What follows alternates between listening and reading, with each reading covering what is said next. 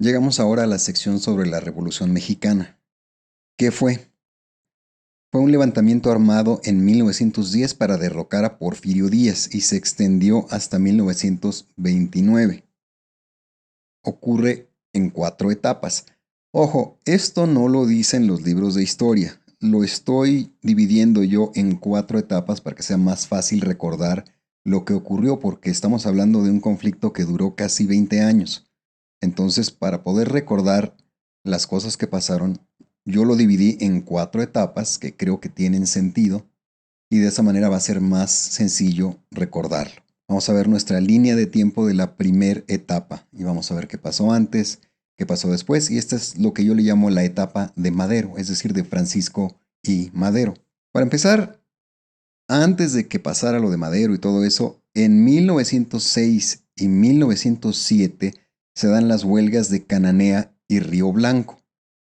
Cananea era una mina, Río Blanco era una fábrica. Se dan huelgas ahí y son reprimidas de manera violenta por el gobierno de Porfirio Díaz.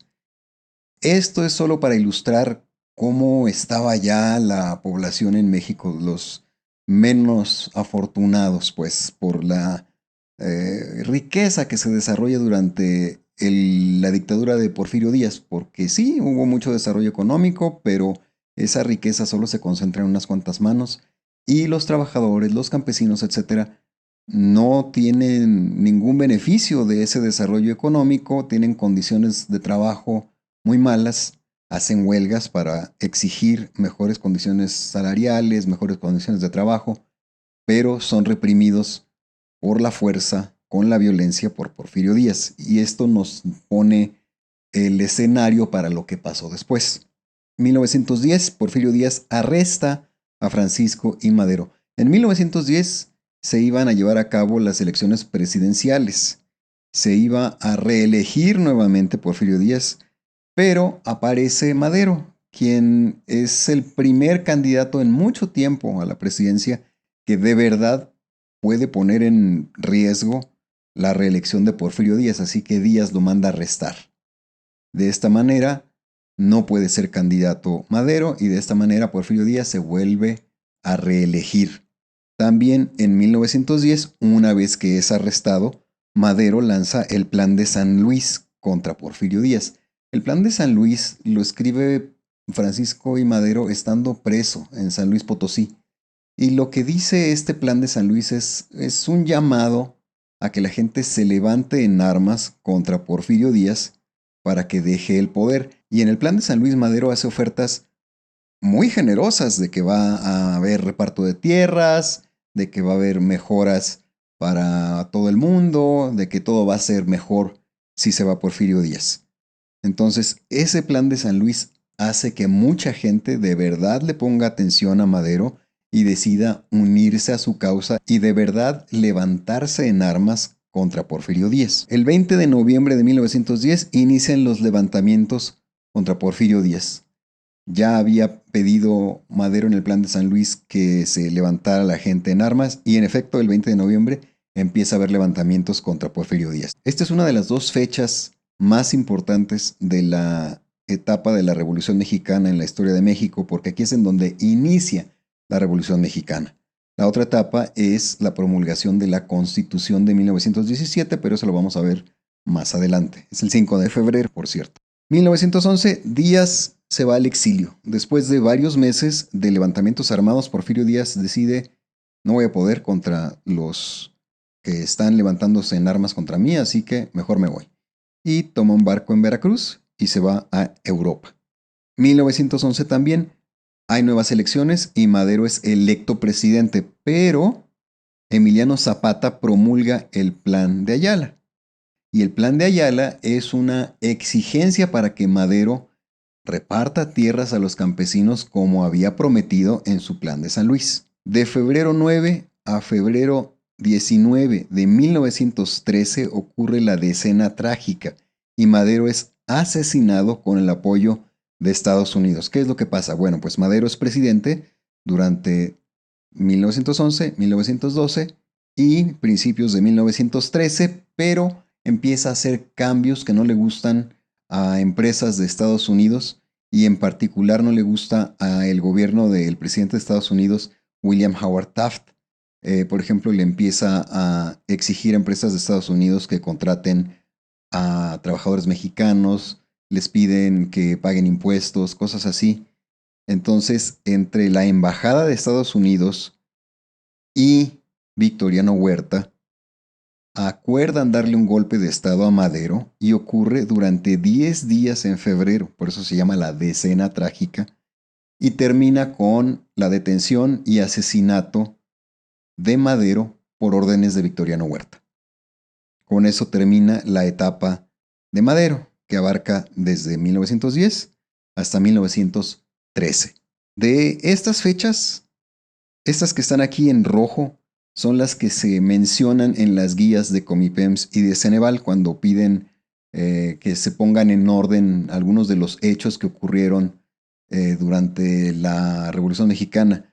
Pero tomen en cuenta que todo esto es importante. Esto viene en las guías, sí, pero les podrían preguntar por todo lo demás también. Vamos ahora a la etapa de Victoriano Huerta. Victoriano Huerta en 1913, como ya lo vimos antes, asesina a Madero con el apoyo de Estados Unidos. De hecho, es en la Embajada de Estados Unidos en donde se fragua darle el golpe de estado a Madero y que Victoriano Huerta quede como presidente. Esto con el apoyo del gobierno de William Howard Taft. ¿Quién era Victoriano Huerta? Pues era el jefe del ejército en ese entonces. Él estaba con Porfirio Díaz cuando Díaz era presidente. Y Madero pues lo deja en el mismo cargo, sin pensar que esto le va a costar no solo su presidencia, sino también su vida. 1913, Woodrow Wilson se opone a Huerta. Esto es una de las cosas más interesantes de lo que pasa entre Estados Unidos y México en este periodo. William Howard Taft era el presidente cuando fraguan matar a Madero. Después de que matan a Madero, unos cuantos meses o unas semanas después, cambia el presidente de Estados Unidos y ahora el nuevo presidente, que se llama Woodrow Wilson, se opone a Victoriano Huerta. Y Estados Unidos busca la manera de evitar que Huerta siga en el poder. 1913, también ese mismo año, Venustiano Carranza promulga el Plan de Guadalupe contra Victoriano Huerta. Observen que todo el mundo tiene un plan. Desde la época de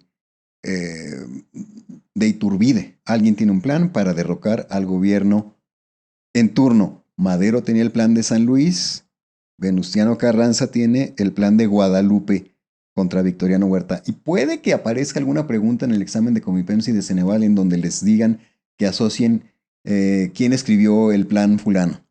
Entonces les pueden poner ahí, por ejemplo, el plan de la Noria, y ese es Porfirio Díaz. Puede ser el plan de Guadalupe, y ese es Venustiano Carranza.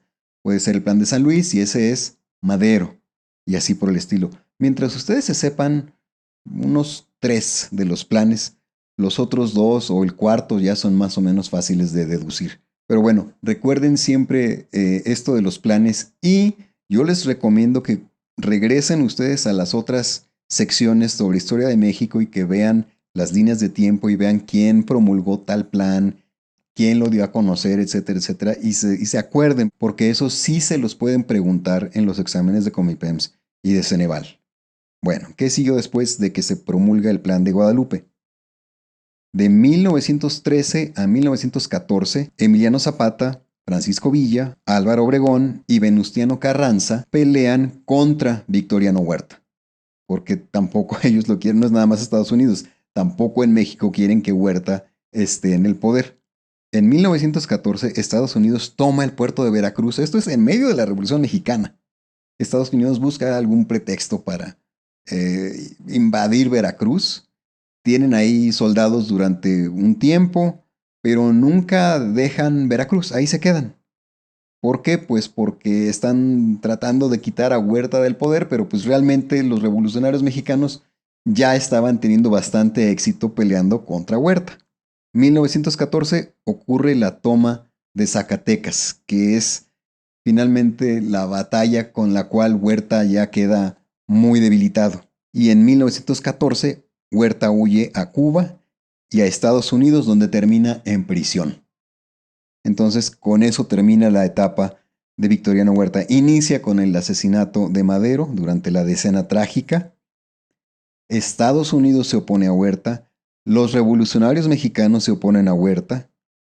Estados Unidos toma el puerto de Veracruz, aunque realmente no tiene gran consecuencia para fines de la Revolución Mexicana. Finalmente ocurre la toma de Zacatecas y Huerta tiene que salir huyendo a Cuba. Se va después a Estados Unidos, pero en Estados Unidos lo arrestan. De esto, en las guías de Comipems y de Ceneval, la parte que se menciona es esto de la promulgación del Plan de Guadalupe. ¿Se acuerdan que les dije que siempre preguntan por los planes? ¿Quién hizo este plan? ¿Cómo se llama este plan? ¿Quién lo hizo?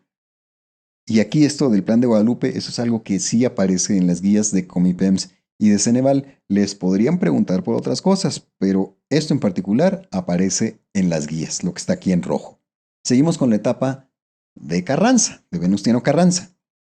El 1 de octubre de 1914, la Convención de Aguascalientes elige como presidente interino a Eulalio Gutiérrez. ¿Qué es la Convención de Aguascalientes? Pues es una reunión con los principales jefes militares de la Revolución Mexicana, con Zapata, Villa, etcétera, en donde se ponen de acuerdo para decir, bueno, ¿y ahora qué sigue? Ya quitamos a Huerta, ¿ahora qué hacemos? Y elige esa convención como presidente interino a Eulalio Gutiérrez. Pero a Venustiano Carranza no le gustó eso. Entonces, en diciembre de 1914, Carranza se declara presidente de facto. O sea, él dice, no, el presidente voy a ser yo. Pero usted nadie lo eligió, no importa, el presidente soy yo.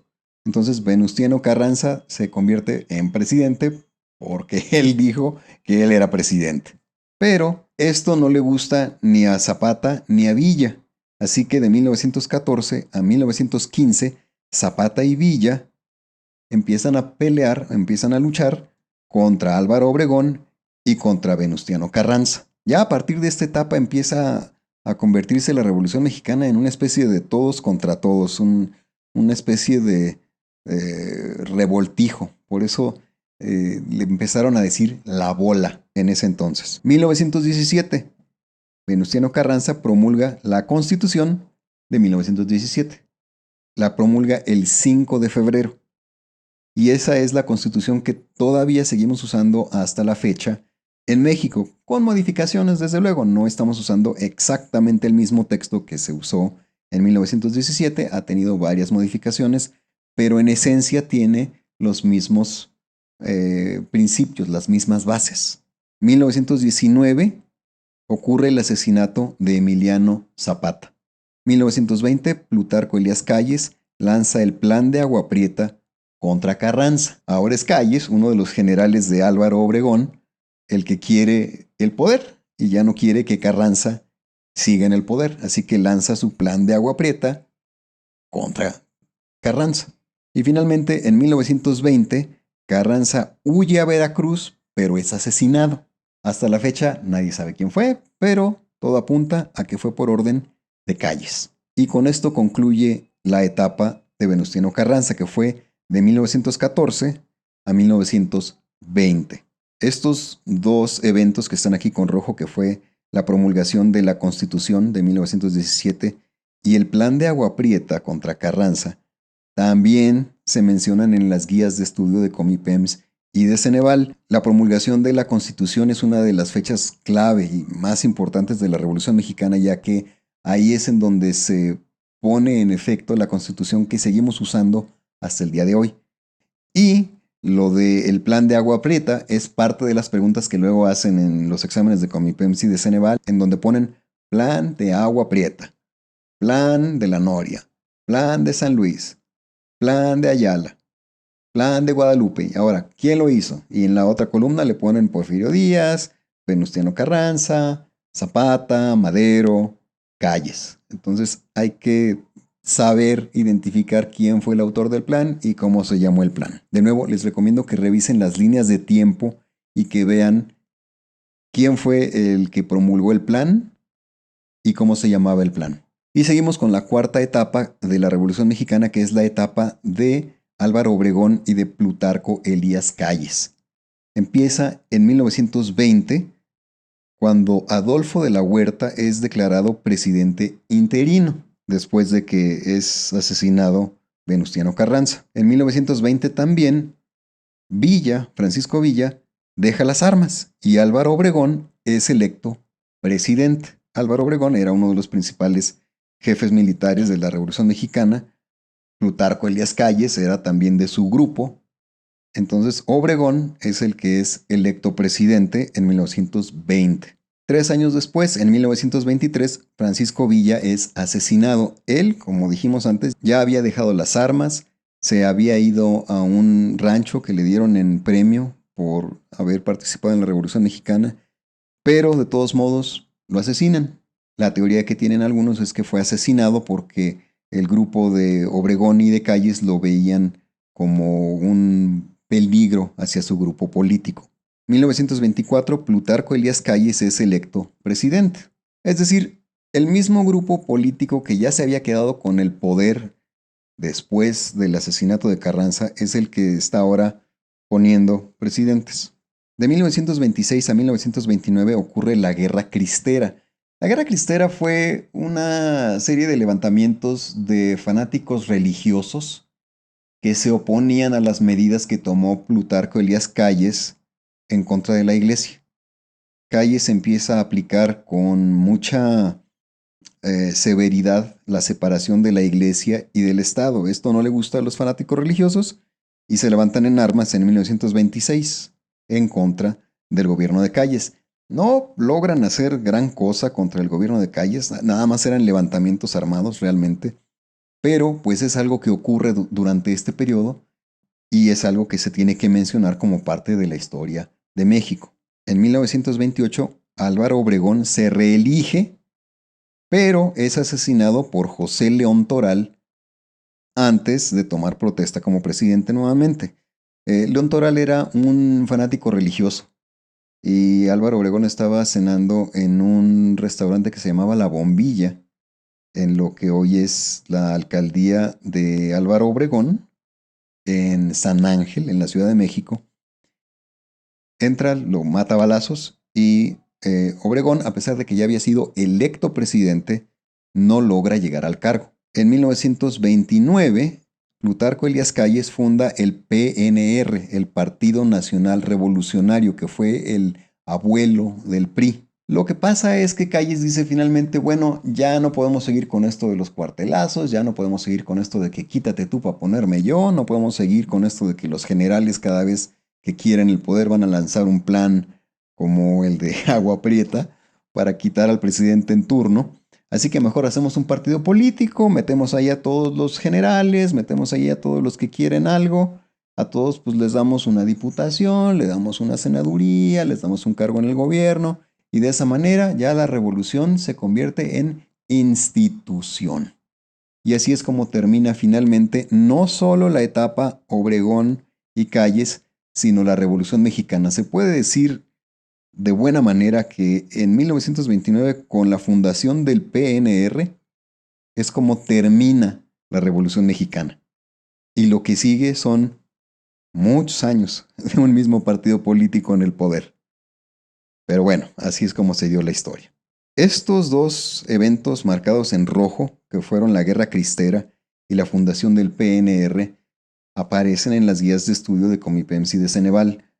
A lo mejor les preguntan cuándo ocurrió o qué ocurrió primero, o que pongan en orden una lista de eventos y primero fue esto, luego esto, luego esto. Entonces, la fundación del PNR ocurre al final de la Revolución Mexicana, pero antes del periodo de Lázaro Cárdenas, que es el que vamos a ver en la sección que sigue a esta. Todavía nos falta ver un poco más en esta sección, pero si les ponen alguna pregunta donde hay que poner en orden las cosas, pues primero fue esto, después fue lo otro. Bueno, ahora vamos a ver a los personajes de la etapa de Madero. Nos vamos a regresar en el tiempo. Primero, Porfirio Díaz, que era el presidente de México en 1910 y que ya llevaba más de 30 años en el poder. Francisco I. Madero. Él promulga el Plan de San Luis para derrocar a Díaz y es presidente de 1911 a 1913. Su lema fue sufragio efectivo, no reelección. ¿Por qué les estoy diciendo esto de sufragio efectivo no reelección? No nada más porque es algo que enseñan en la escuela y porque sí, en efecto, fue algo que escribió Madero, sino porque puede ser que les pregunten en el examen de Comipems y Ceneval que asocien quién dijo tal cosa. Entonces, el que dijo sufragio efectivo no reelección, ese fue Madero. Emiliano Zapata, él fue revolucionario en Morelos. Promulga el plan de Ayala contra Madero en 1911. Básicamente, Madero ofrece en su plan de San Luis repartir tierra a los campesinos que no tienen tierra. Pero ya que es presidente, Madero no cumple. Entonces Zapata le exige que cumpla y promulga su plan de Ayala contra Madero en 1911 para exigirle que cumpla. Básicamente el plan de Ayala exige que la tierra sea para quien la trabaja. Francisco Villa, él es revolucionario en Chihuahua. Victoriano Huerta, él era el jefe del ejército y le da un golpe de estado y asesina a Madero en 1913. Finalmente, Henry Lane Wilson, él era el embajador de Estados Unidos cuando Madero era presidente. Él conspira con Victoriano Huerta para derrocar a Madero. De estos personajes, estos que están aquí en rojo, son los que aparecen en las guías de Comipems y de Ceneval. Les pueden preguntar por otros de los personajes, pero en las guías que hay hasta el momento de Comipems y de Ceneval, estos dos personajes son los que aparecen específicamente. Vamos a ver ahora los personajes de la etapa de Victoriano Huerta. Obviamente, Victoriano Huerta, quien es presidente de 1913 a 1914. Venustiano Carranza, él es líder constitucionalista y promulga el Plan de Guadalupe contra Huerta en 1913. Líder constitucionalista, ¿por qué? Pues porque él es el que tiene la idea de que se necesita una nueva constitución que en efecto promulga el 5 de febrero de 1917. Álvaro Obregón, él es un revolucionario en Sonora. Woodrow Wilson, él es el presidente de Estados Unidos después de la Decena Trágica, después del asesinato de Madero, y él se opone a Victoriano Huerta. De estos personajes, el que aparece específicamente en las guías de Comipems y de Ceneval es Venustiano Carranza. ¿Les podrían preguntar por los otros? Sí, pero el que aparece específicamente en las guías es este. En la etapa de Carranza, estos son los personajes. Eulalio Gutiérrez, él es electo presidente interino por la Convención de Aguascalientes en 1914, pero lo desconoce Carranza. Venustiano Carranza, obviamente, él es presidente de 1914 a 1920. 6 años, ¿eh? Ojo, no había sexenios en ese entonces. En ese entonces los periodos presidenciales eran de 4 años, pero Carranza se queda en el poder hasta 1920. Él promulga la Constitución de 1917. Plutarco Elías Calles, él es militar obregonista y promulga el Plan de Agua Prieta contra Carranza en 1920. El típico, quítate tú para ponerme yo. O quítate tú para que se ponga uno de los míos. De estos, el que aparece específicamente en las guías de Comipems y de Ceneval es Venustiano Carranza. También les podrían preguntar por Plutarco Elías Calles, ya que hay algunos eventos relacionados con Calles que sí aparecen en las guías de Comipems y de Ceneval. Por el que probablemente no les van a preguntar es por Eulalio Gutiérrez, pero yo lo estoy poniendo ahí porque es parte de la historia. O sea, para poder entender cómo pasaron las cosas y cómo fue que de repente todos son héroes y todos están peleados entre ellos, pues esa es una de las partes de la historia que se tienen que entender para poder descifrar eso. Básicamente, los revolucionarios deciden, ok, vamos a poner de presidente interino a Eulalio Gutiérrez, Carranza no quiere y él se declara presidente. Y lo que sigue, pues es que todos los demás revolucionarios se ponen en contra de Carranza. Parece complicado, no es tan complicado. Pausen el video, regrésenle y lo van a entender mejor. Vamos con los personajes ahora de la etapa Obregón y Calles. Adolfo de la Huerta, quien es presidente interino en 1920, luego de que es asesinado Carranza. Álvaro Obregón, él es presidente de 1920 a 1924. Plutarco Elías Calles, él es presidente de 1924 a 1928. Se enemista con la iglesia, desata la guerra cristera y funda el PNR en 1929. José León Toral, él es un fanático católico que asesina a Álvaro Obregón en 1928. Obregón ya había ganado las elecciones, ya iba a ser presidente por segunda vez, pero antes de que tome posesión, José León Toral lo asesina. De estos personajes, por el que les van a preguntar es por Plutarco Elías Calles. De nuevo, porque Calles no solo participa en la revolución, sino que además ocurre la Guerra Cristera cuando él es presidente y él es el fundador del PNR. Vamos a ver ahora las causas de la Revolución Mexicana. Nos vamos a regresar otra vez en el tiempo para ver por qué pasó. La primera causa de la Revolución Mexicana fueron las reelecciones de Porfirio Díaz. Ya había otras causas, que era el descontento de los campesinos, el descontento de los trabajadores, pero digamos que lo que logra detonar todo esto son las reelecciones de Porfirio Díaz, la opresión de obreros y de campesinos. Había mucho descontento por parte de trabajadores, por parte de campesinos, por las malas condiciones sociales, las malas condiciones económicas en las que vivían, a pesar de que había mucho desarrollo económico con Porfirio Díaz. Pero volvemos a lo mismo, ese desarrollo económico solo beneficiaba a unos cuantos, a los demás no. Por esa razón es que esa opresión de obreros y campesinos finalmente logra que la Revolución Mexicana se lleve a cabo. La pobreza y la acaparación de las tierras, eso también fue un punto importante para que pudiera ocurrir la Revolución Mexicana. Emiliano Zapata específicamente estaba peleando para que se repartiera tierra a los campesinos.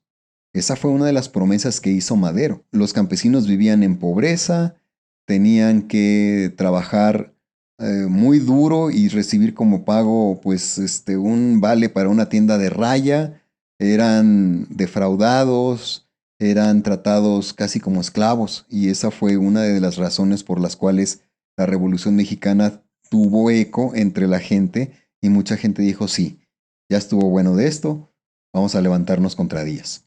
Las consecuencias ahora de la Revolución Mexicana. La primera fue el exilio de Porfirio Díaz. Lo primero que pasa es que Díaz deja el poder y se va de México. Eso fue lo primero que pasó. Lo segundo fue que hubo una elección en 1911 en la cual se elige a Madero y después en 1913 ocurre el asesinato de Madero. Después se da una guerra entre bandos por el poder que dura 16 años.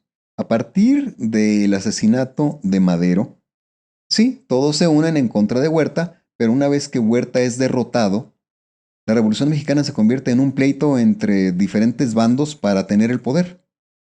Entonces, esa fue una de las consecuencias también de la Revolución Mexicana, la lucha por el poder durante 16 años. La Constitución de 1917 es otra de las consecuencias de la Revolución Mexicana.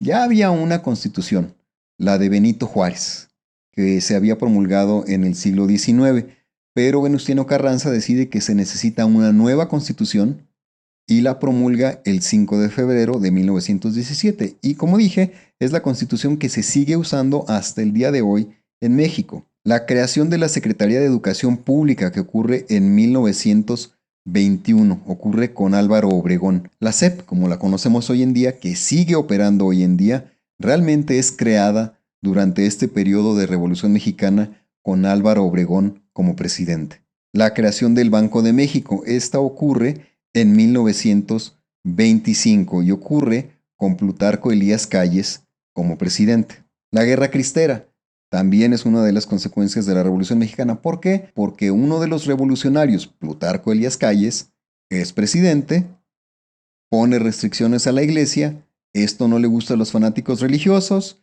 y los fanáticos religiosos se levantan en armas contra el gobierno de Calles. No logra nada, pero ocurre. Y finalmente, la creación del PNR. Esta fue la última consecuencia de la Revolución Mexicana.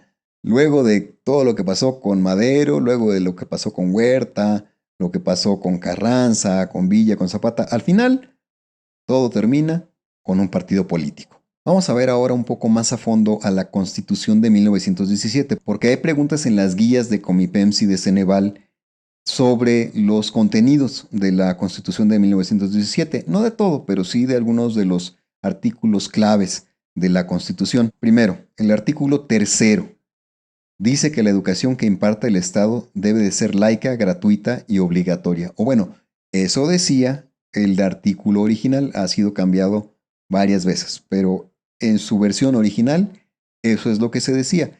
Y sí, hasta la fecha, la educación en México, la que imparte el Estado, es laica, gratuita y obligatoria. Artículo 27, que dice que el suelo y el subsuelo pertenecen a la nación, no pudiendo ninguna corporación religiosa ser propietaria. Es decir, esta es una verdadera separación de iglesia y Estado en la cual el subsuelo y el territorio nacional son propiedad de la nación. Artículo 123. Este artículo regula los derechos laborales. Artículo 130. Le prohíbe al clero, es decir, a la iglesia, es decir, a los sacerdotes, tener bienes o participar en política. Estos 4 artículos, digamos que son de los más distintivos de la Constitución de 1917 y podría ser por los cuales les pregunten en los exámenes de Comipems y de Ceneval, particularmente por los primeros artículos que estamos mostrando en esta lista, el tercero, el 27 y el 123. Vamos a ver ahora lo que fue el modernismo en México. El modernismo es un movimiento cultural de finales del siglo XIX a principios del siglo XX, es decir, desde la época de Porfirio Díaz hasta la Revolución Mexicana y hasta después de la Revolución Mexicana. Durante la historia de la humanidad ha habido diferentes movimientos culturales, diferentes movimientos intelectuales que postulan diferentes ideas y a México le ha tocado ser parte de algunos de esos movimientos. Por ejemplo, durante la época de Benito Juárez y de la intervención francesa, está de moda en todo el mundo el romanticismo y México tiene poetas, tiene pintores que son parte de ese movimiento cultural. Después está el positivismo, que está a favor de la ciencia durante la época de Porfirio Díaz, y también durante la época de Porfirio Díaz se da el modernismo, que abarca también la Revolución Mexicana y después de la Revolución Mexicana. Ahora, ¿qué es lo que postula el modernismo? El modernismo promueve a lo nacional sobre lo extranjero. Busca nuevas formas de expresión, nuevas formas de pintar, nuevas formas de escribir. Ejemplos, en literatura están las novelas Los de Abajo, de Mariano Azuela, que se publicó en 1916, y en pintura está La Nueva Democracia, del pintor David Alfaro Siqueiros, en 1944. Esto es bastante después de la Revolución Mexicana, obviamente, pero el modernismo en México abarca varias décadas después de la Revolución Mexicana. El muralismo y la pintura mexicana de la primera mitad del siglo XX también son parte del modernismo en México. Y sus pintores más representativos son Diego Rivera, Frida Kahlo, David Alfaro Siqueiros y José Clemente Orozco. Los muralistas mexicanos hacen mucho trabajo con relación a la Revolución Mexicana, mucho trabajo con respecto a lo moderno, mucho trabajo con respecto a la industria, a la ciencia. Y Frida Kahlo hace pinturas modernas en el sentido de que su manera de expresarse era nueva y era distinta a lo que ya se había hecho antes. La novela revolucionaria también es parte de lo que se conoce como el modernismo. La novela revolucionaria son novelas que tenían que ver con temas inspirados en la Revolución Mexicana, historias que tenían que ver con hechos que pasaron en la Revolución Mexicana o con personajes relacionados con la Revolución Mexicana. 3 de las novelas revolucionarias más conocidas son La sombra del caudillo, Los de abajo y El águila y la serpiente. Aquí en rojo estamos poniendo 2 de los ejemplos que aparecen en las guías de Comipems y de Ceneval sobre ejemplos del modernismo, es decir, en literatura, la novela revolucionaria Los de abajo, de Mariano Azuela, y en pintura, el mural La Nueva Democracia, de David Alfaro Siqueiros. Les podrían poner, por ejemplo, como ejemplo de pintores modernistas a Diego Rivera, a José Clemente Orozco o a Frida Kahlo. Aquí pusieron nada más el ejemplo de David Alfaro Siqueiros, pero hubo otros personajes que los estamos mostrando aquí. Y respecto a las novelas, pues también, además de Los de abajo, estaba La sombra del caudillo y El águila y la serpiente.